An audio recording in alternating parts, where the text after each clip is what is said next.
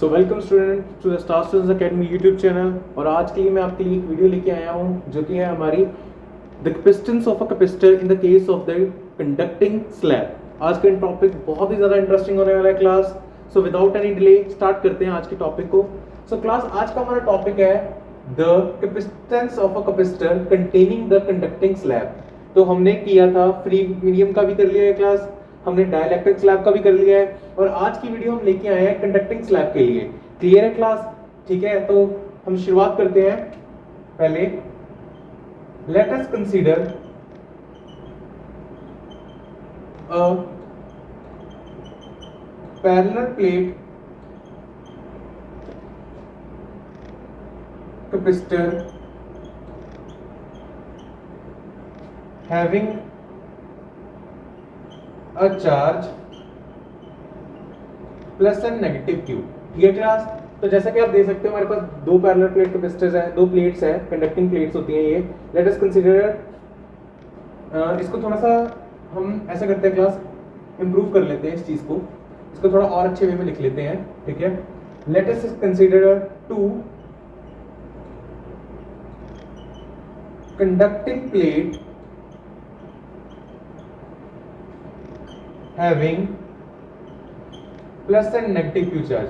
तो हमने दो कंडक्टिंग प्लेट्स लिए क्लास जिनके ऊपर चार्ज है पॉजिटिव क्यू और नेगेटिव क्यू। क्लियर है class? Separated by a distance, separated by a distance D. तो ये जो प्लेट्स हैं उनको मैंने सेपरेट कर दिया है बाय डिस्टेंस डी। ये दो प्लेट्स सेपरेटेड है बाय डिस्टेंस डी। और आपको पता है दो कंडक्टिंग प्लेट्स को अगर हम सेपरेट कर देते हैं बाय डिस्टेंस डी तो वो आपका क्या बन जाता है? कैपेसिटर। वो आपका क्या बन जाता है? कैपेसिटर। तो आगे चलते हैं class. Let us take a conducting slab. हमने क्या लेना है? एक कंडक्टिंग स्लैब लेनी है of area A and thickness T less than D। तो थिकनेस उसकी इस तरह से लेनी है कि वो आपकी कंडक्टिंग स्लैब्स का जो डिस्टेंस है उससे कम ही हो। क्लियर है?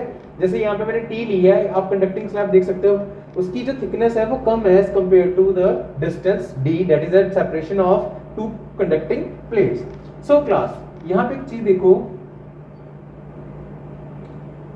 Result of the electric field between two plates induces the free flow of electron in conducting slab। तो क्लास इसका मतलब है, देखो ये जो लाइन मैंने लिखी है, result of the electric field between two plates, that is electric field between two plate induces the free flow of electron in conducting slab। आपकी जो पैरेलल प्लेट्स हैं इनके बीच में जो इलेक्ट्रिक फील्ड है वो आपकी कंडक्टिंग स्लैब में फ्री जो इलेक्ट्रॉन्स होते हैं उसको मोबाइल कर देता है, उसकी मूवमेंट शुरू करवा देता है। ठीक है, यानी कि आपके जो कंडक्टर है, आपको पता है कंडक्टर वो होता है जिसमें free flow of electrons available हो, उसे हम कंडक्टर कहते हैं। तो ये जो कंडक्टिंग स्लैब है, as a result of electric field, इस कंडक्टिंग स्लैब में क्या होगा? इलेक्ट्रॉन्स की जो मूवमेंट होनी शुरू हो जाएगी। As a result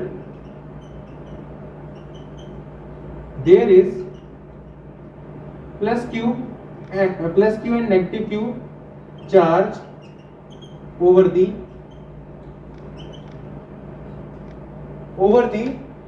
I hope class आपने ऊपर वाला नोट डाउन कर लिया है, तो मैं इसको इरेज कर देता हूं। Over the conducting slab. तो आपके जब इलेक्ट्रॉन फ्री फ्लो करेंगे तो उसके रिजल्ट में क्या होगा? ये जो आपकी कंडक्टिंग स्लैब है इसके ऊपर चार्ज आ जाएगा, that is plus Q and negative Q, जैसा कि आप वीडियो में देख सकते हैं, डायग्राम में देख सकते हो। सॉरी क्लास, हाँ जी। आगे चलते हैं class. The charge induced decreases the electric field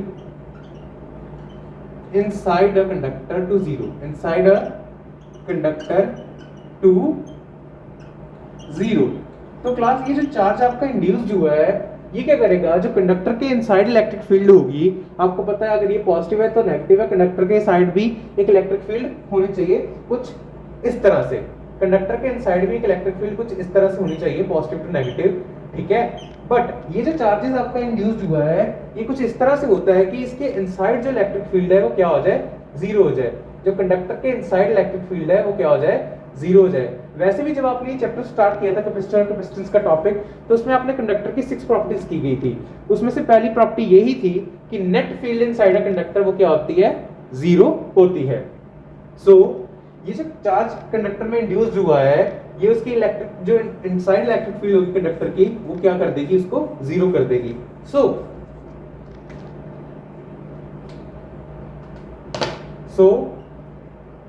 net field in the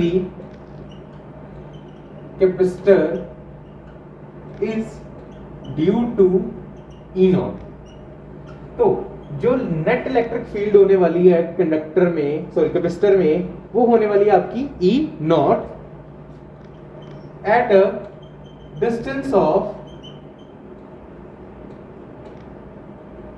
D minus T. हाँ जी, तो आपके जो कैपेसिटर के अंदर नेट इलेक्ट्रिक फील्ड होने वाली है वो आपकी होने वाली है ई नॉट, और वो किस डिस्टेंस पे होगी, डी माइनस टी। यानी कि आसान भाषा में कहूं तो आपकी जो इलेक्ट्रिक फील्ड होगी कैपेसिटर के अंदर सिर्फ वही पाई जाएगी जहां पे आपकी डाइलेक्ट्रिक स्लैब एरिया कवर नहीं कर रही है। तो डी माइनस टी वही एरिया है जहां पे आपकी इलेक्ट्रिक फील्ड एग्जिस्ट करेगी, क्योंकि ये जो एरिया है वो कंडक्टिंग स्लैब ने कवर नहीं किया है। Thus potential between plates is, तो अब बात करते हैं जो पोटेंशियल होगा बिटवीन द प्लेट्स वो क्या होने वाला है, V होगा वो, क्योंकि पोटेंशियल को V से डोनेट करते हैं। V is equals to E nought into D minus T. Clear है क्लास? तो जो पोटेंशियल डिफरेंस होने वाला है वो आपका क्या होगा, E not D minus T. ठीक है। सो क्लास आपको पता है वीक ई जो इलेक्ट्रिक फील्ड होती है बाय गॉसियस लॉ वो क्या होती है, the charge enclosed by the surface, यही होती है गॉसियस लॉ, ये कहता है the total flux through a surface is the net charge enclosed by divided by epsilon naught times the total charge enclosed by it। तो ये जो आपकी पैरेलल प्लेट कैपेसिटर है इसकी मैंने सरफेस चार्ज डेंसिटी ली थी सिग्मा। आपको पता होगा जब हमने डाइलेक्ट्रिक मीडियम स्लैब का या वैक्यूम का किया था तब हमने सरफेस चार्ज डेंसिटी ली थी कंडक्टिंग स्लैब सॉरी कैपेसिटर की सिग्मा। तो जो इलेक्ट्रिक फील्ड होगी वो सिग्मा अपॉन एप्सिलॉन नॉट होगी आपकी multiply by D by T, और ये आपका आ जाएगा पोटेंशियल। क्लियर है क्लास? जब हमने वैक्यूम और डाइलेक्ट्रिक मीडियम के बारे में किया था तब हमने देखा था कि जो इलेक्ट्रिक फील्ड होती है वो सिग्मा अपॉन एप्सिलॉन नॉट होती है जो कि बाय गॉसियस लॉ से प्रूव्ड है। क्लियर है? हाँ जी, आगे चलते हैं क्लास। सिग्मा जो होती है क्लास वो आपकी होती है सरफेस चार्ज डेंसिटी। सिग्मा आपकी क्या होती है, सरफेस चार्ज डेंसिटी। ठीक है, सिग्मा आपकी होती है सरफेस चार्ज डेंसिटी जो कि आपकी चार्ज अपॉन एरिया होती है, जो कि आपकी क्या होती है, चार्ज अपॉन एरिया, यही होती है आपकी। इसको मैं क्लास यहां सिग्मा में पुट कर दूंगा तो आपकी ये जो इक्वेशन है नीचे दी गई वो कुछ इस तरह से चेंज हो जाएगी।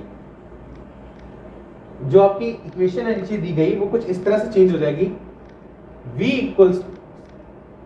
V equals to Q upon A साथ में epsilon not D minus T. Clear है क्लास? जब आप जब आप सिग्मा की जो सरफेस चार्ज डेंसिटी है वैल्यू रिटर्न करते हो तो वो कुछ इस तरह से आपकी इक्वेशन बन जाएगी। नाउ अब बात करते हैं कैपेसिटेंस क्या होता है। कैपेसिटेंस आपका क्या होने वाला है, तो कैपेसिटेंस जो होता है क्लास आपका वो C से डोनेट होता है और वो आता है आपका charge upon potential, charge upon potential that is V। हाँ जी, सो क्लास V की वैल्यू आप यहाँ पे रिटर्न कर सकते हो, यानी कि अगर मैं इसको इक्वेशन 1 लेता हूं और इसको इक्वेशन 2 लेता हूं तो आप लिखोगे सब्स्टिट्यूटिंग 1 in 2। सब्स्टिट्यूटिंग 1 इन 2, यानी कि क्लास आपने जो 1 इक्वेशन में वैल्यू निकाली थी आपको बस जस्ट पुट करनी है 2 में, तो आपकी जो c की वैल्यू होगी वो कुछ इस तरह से हो जाएगी q upon q into D minus T upon q, ऊपर साथ में आपके साथ आ जाएगा ये, सॉरी डी माइनस टी आपका नीचे आएगा क्लास, ठीक है, डी माइनस टी नीचे आ जाएगा, ठीक है, और ऊपर आपका आ जाएगा एप्सिलॉन।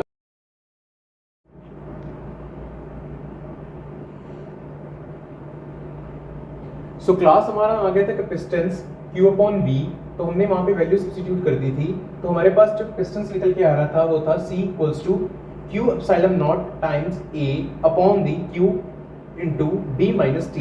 क्लास यहाँ पे Q से Q कट जाएगा, that is charge upon epsilon nought A upon D minus T, आपका आंसर आ जाएगा कैपेसिटेंस किसके लिए, कंडक्टिंग स्लैब के लिए। क्लास आपको पता है कि जो कैपेसिटर होता है वो नेचर, उसके नेचर, शेप, साइज पे डिपेंड करता है, ना कि चार्ज और पोटेंशियल पे। सो आपका एप्सिलॉन नॉट ए जो आ रहा है इसी का मतलब यही है कि वो उसकी नेचर पे डिपेंड करता है कैपेसिटर के, not on the charge and as well as the उसका जो पोटेंशियल है पैरेलल प्लेट्स का। सो क्लास यहाँ से अगर मैं एप्सिलॉन नॉट ए डी नीचे से कॉमन ले लेता हूँ तो अंदर मेरे पास टर्म्स बन रही हैं 1 माइनस टी बाय डी, कुछ इस तरह से। क्लियर है क्लास? हाँ जी। और अगर आपने किया है वैक्यूम वाला केस तो आपको पता होगा जो कैपेसिटेंस होता है वैक्यूम के केस में वो कुछ इस तरह से होता है। क्लियर है class? In case of let it be 3, in case of vacuum, in case of vacuum. Clear है क्लास? तो ये वैल्यू को अब मैं यहाँ पे यूज करने वाला हूँ यूजिंग 3, तो मैं इस 3 को यूज कर लूंगा क्लास, तो आपको जो कैपेसिटेंस है एक्चुअल में वो आ जाएगा आपका, ये आ रहा था epsilon naught A upon D 1 minus T upon D, तो ए इक्वल हो जाएगा C naught upon 1 minus T upon D के। क्लियर है क्लास? तो यहां से हमें पता चल रहा है जो आपका सी है वो C naught upon 1 minus T upon D के इक्वल है, और हम कह सकते हैं जो सी है वो सी नॉट से क्या है, ग्रेटर है। जो आपका सी है जस्ट अ मिनट क्लास, और हम कह सकते हैं कि जो आपका सी आ रहा था वो कुछ इस तरह से आ रहा था, सी नॉट अपॉन 1 माइनस